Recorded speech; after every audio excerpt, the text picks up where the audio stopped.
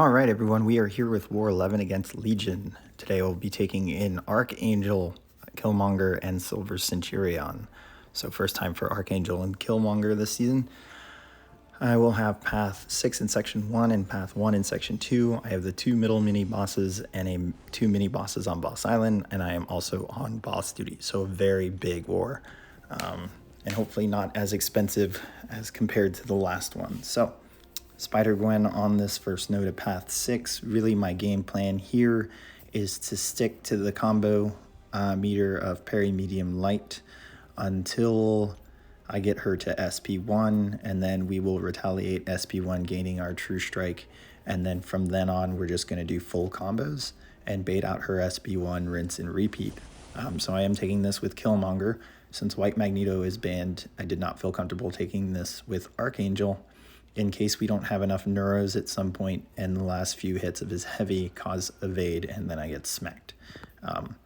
So I've done Spider-Gwen a bunch with Killmonger. This was super comfortable for me. I even used the combat regen instead of invulnerability boost. So this is the fight, and that's all it really is going to be. So this node does have block penetration when she gains the prowess buff. We're not actually concerned about that at all, as long as we're not blocking special attacks, because that's really where her attack is increasing from this node. Then we shouldn't see any massive damage through our block from the block penetration. And you can tell here, right after we get this True Strike and start blocking a few some attacks. The indestructible boosts buffs obviously help. So we're probably not actually going to see any block damage due to that. So, and even, just another reason to kind of support using Killmonger here and not sticking to the strike counter, or the combo. Moving on, Ikaris here with Power Focus 2. I practiced his special attacks. We are going to take this with Archangel because he is not bleed or poison immune. He just has a resistance 20% to poison.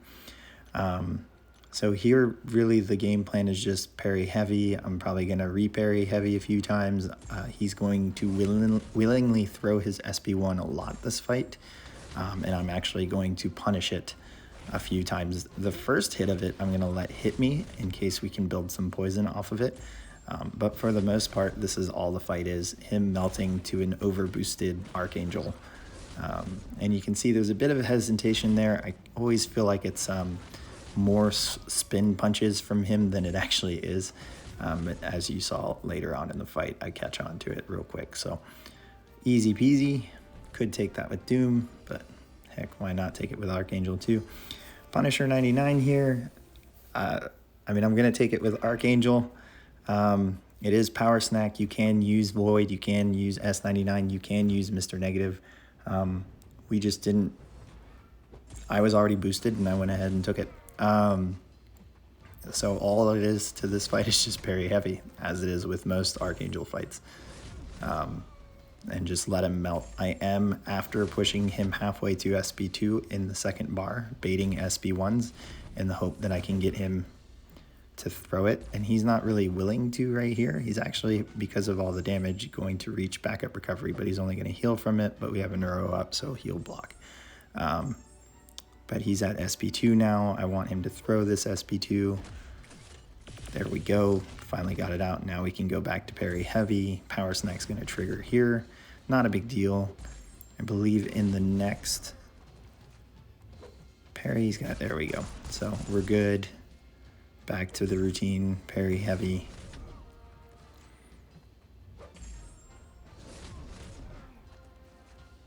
And I'm so happy I have a rank 3 Archangel. And this is without Apocalypse, so. And now we're just going to let him melt. Game over.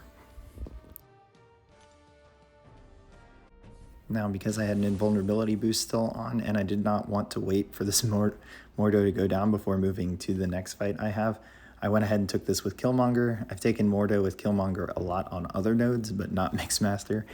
So yeah, there's a little bit of a risk here, but we've got the invulnerability boost up, so at least one part of that risk is gone.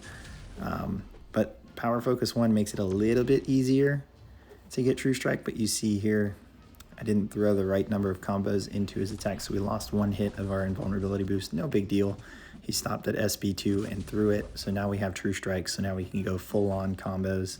Mordo really likes to throw his SB1 right when you finish a combo. So what you're not going to see me do, what I normally do with Killmonger, is do 4 hits and then back out when I want to bait something. Here I'm just going to do 5 hits and then wait for it. There goes my indestructible boost, but luckily we're using SB2s, so at least we can kind of save ourselves. But that was just an unfortunate parry, just trying to get him to the wall so that we could heavy attack him. Back to True Strike, back to him having 1 bar of power, back to punishing him against the wall. We've got SB2s, so now we've got some indestructible charges, which is good now that our buff is gone, or our boost is gone. Trying to get this SB1 out. He's just not having it. Power gains here. Now we're going to pin him on the wall. Heavy. Good thing it wasn't double resist. Throws SB2 right away. Thank you. Throws SB1. Right. Nope. Back to power gain. Heavy off the wall. There it is. True Strike back up. We've still got those charges, so we're in a very, very good place. Still trying to bait out this SB1 and have the heavy. There's an SB2 and down he goes. So fun fight, pretty straightforward. Definitely a little nerve-wracking. Moving on. Now, this is the only fight I brought Silver Centurion for, and he absolutely outmatches this fight. I won't say demolishes, because he doesn't kill things very quickly sometimes, especially a champion like Havok, who has energy resistance and all of your DOT is energy based. But the fact that he has an armor up and that he doesn't crit and that he's shock immune from the armor up means this is a really, really safe fight. All you have to do, and what I'm doing, is counting the bubble shield hits so that we don't take an unblockable hit. And then what we should be making sure of is that we never get hit with a heavy. And a little past 50%, I want to say about 40%. And here I got a little worried. I thought he wasn't going to throw this SB2. And if I have any plasma build up on me and he throws this SB1, I'm kind of screwed. But he finally throws it, so good. And now he's rolling with the specials, so good.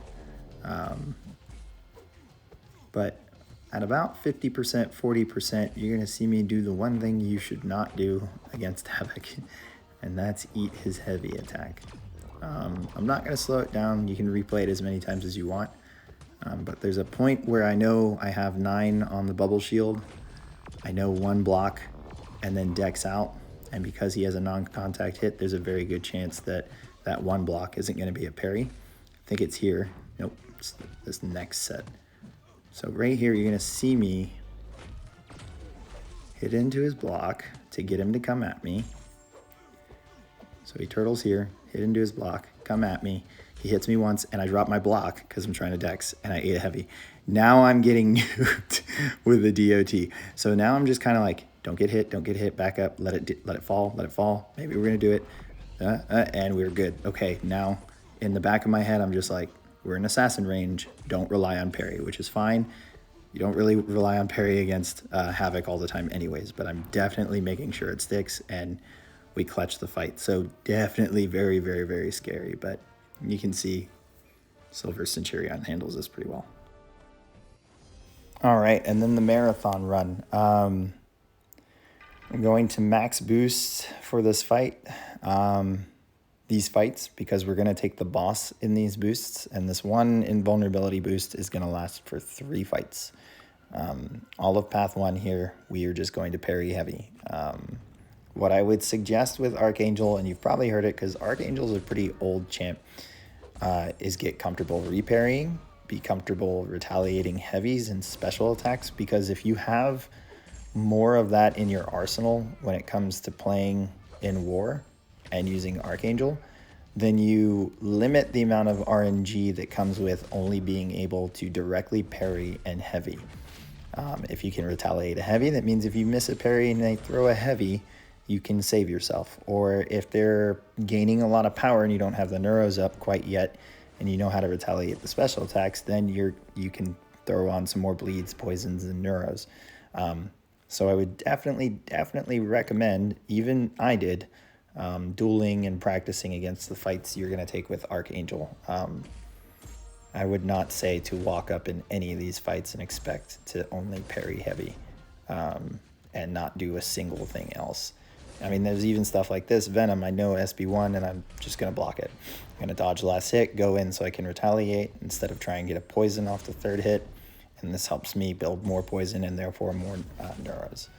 But definitely practice your fights. And as you can see here, this is going really quick. We're going to kill him 40 seconds. Even less, 38. And that one invulnerability boost we got in on this Sasquatch. It's got like 16 seconds left. I think I take a look. Yep, there it is. We're going to go in here. Sasquatch is another good example of what I told you guys earlier about learning to retaliate heavies and special attacks. If I miss a parry here, he's definitely probably going to throw a heavy like that. I decide it's early, I'm going to wait. But you will see me later when he enters Wrath that I'm going to retaliate his heavy instead of wait for the Wrath to fall off so that he's stun immune and I can go back parry heavy. No, I'm going to continue nuking him into the ground. So we're getting it done here, not being too aggressive when he gets stunned. If the timing doesn't work out, I don't want to rush in and accidentally get parried. So, I mean, we're at 40 seconds and he's below 50%, so we're in a good spot. That looked like a good window to go ahead and go in. So I went for it. He's very close to Wrath. There it is. Now we're stun immune. Here comes a heavy, retaliate heavy. Okay, we're going to go back to turtling. Here's a heavy, retaliate heavy. And now we're just going to back up and let him melt. So, Archangel. First war for me at a rank 3 and nuking stuff. All right, last two fights. Because I have Killmonger and because I'm boosted, instead of making a Mole Man boost, we're just going to go ahead and take this with Killmonger. Who cares if there's not a White Magneto pre-fight? Killmonger doesn't benefit from the passive stun. So, game plan here, just like every evade champion in the game when Killmonger takes him, is to push him to SB1, retaliate that SB1 to gain your true strike, and then go ham on ham. So I practiced because I watched my other fights against spam on this node, and every time when dexing back, the first two decks were smooth and we were out of range, but if you weren't fast enough on the third and he decided to throw the third, I always got clipped. And it was happening again in duels before this fight in this war. So I practiced that. So what you're going to see is a lot of me going almost to midfield to try and bait out an SB1 because he's not willingly throwing it like he is now. So this is a great start, pretty close to 50%. Here, then not, and see, just practicing before I got in here helped me with not getting clipped there and then not wasting my invulnerability boost. And what's nice is I'm not using a stun and hitting him, and I'm not causing evade, so we're not getting the power stings or the poppers on us. So I can willingly throw any of the special attacks that I have, and I choose to throw SB1 because I don't have stun so that I can counter punch. I don't mind the block damage, I don't mind the brute force, because almost the entire fight we have at least one debuff on us, so willpower is going to heal us up nice. But yeah, this one's going smooth. I'm seeing that the bleeds are tallying up. I don't care. I'd rather have the counter punch, because I can actually do this all day, and I'd rather just not die.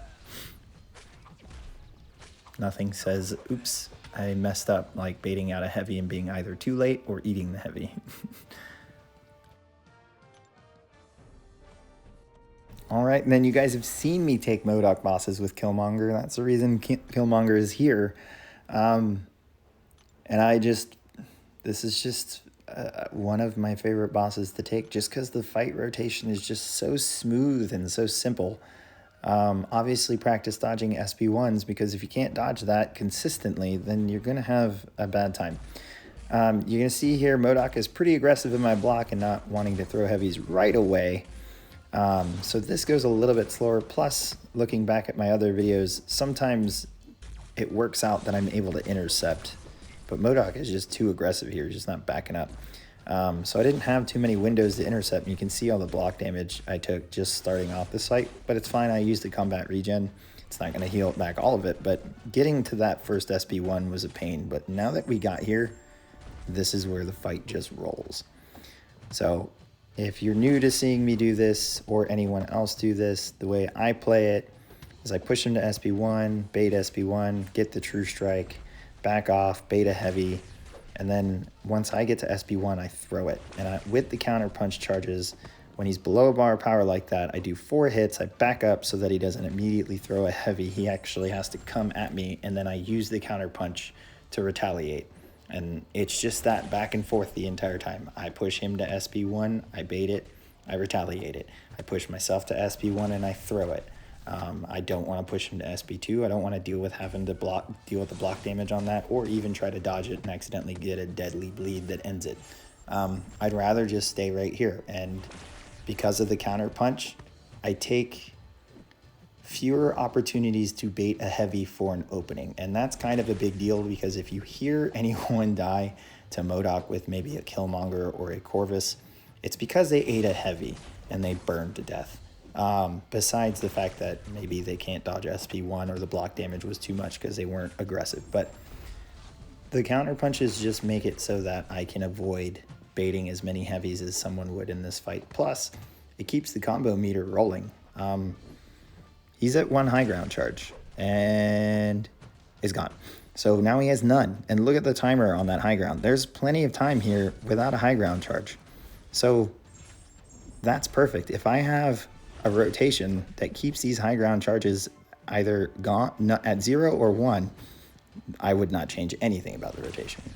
And boom, down he goes. So I had 4 in deep wounds, and that did it for me this war. Our BG2 beat out their BG2 3-1, so good war for us.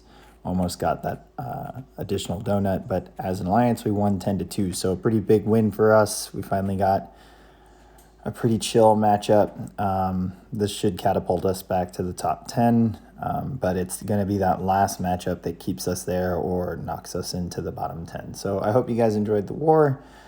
Hit subscribe, like, follow, share, whatever. I will catch you guys at the next one.